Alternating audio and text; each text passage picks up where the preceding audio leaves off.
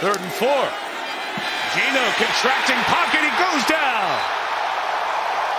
Edgerrin Cooper, who's been out of the lineup, comes back in and shows some of the talent of the second-year man out of second-round draft. Well, that tells a little bit of the story around here, because people are asking, why aren't the numbers where they have been in the past for DK?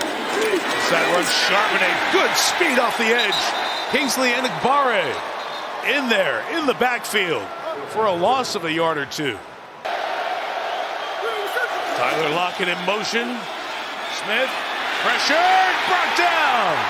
Rashawn Gary, who's been hot of late. That's his 4th sack in the last 5 games. The dirty work here on the outside, just pushing Lucas back into the quarterback. Wasn't going to get the sack until... 2nd and 9, Geno Smith. Back shoulder fire for Jackson Smith, and Jigba almost became a Carrington Valentine interception. It's completely different. And now 3rd down, big time play here for Geno. High snap, he's got it, pressure's coming, gets rid of it to the back of the end zone. That time it is intercepted by Valentine. And he is keeping this going. Valentine brought down at the 14-yard line by Smith and Jigba. That whole play looked a little bit off. Snap, guys getting out of their stance, and it turns into yet another red zone interception thrown by Geno. Let's see what he's got. From the 36, Smith, pressure, brought down. Devontae Wyatt came soaring in there for his 4th sack of the season. They got 3rd and 29. Geno retreats to go to Charbonnet.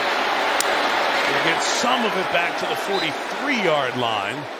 The former 5th-round pick of Washington, his 3rd year in the league, steps in a big spot. And 24 gets it to Smith and Jigba.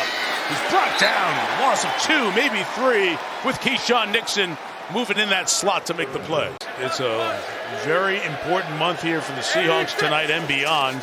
Sam Howell has him right now, and Sam Howell's going down. Kingsley Enagbare had him and comes in for the sack. Second big play for Enagbare tonight. Started all the games for the Commanders last year. They're 4 and 13. 3rd and 13 here, slipping. Escaping. Nobody's over here on this side. He's going to go down again. Hit at the 20. And that was a complete series for Enagbare. Taken down from the end zone. Howell threw it, almost intercepted by Cooper. It's not the way the NFC North rolls. Sam Howell hit as he throws.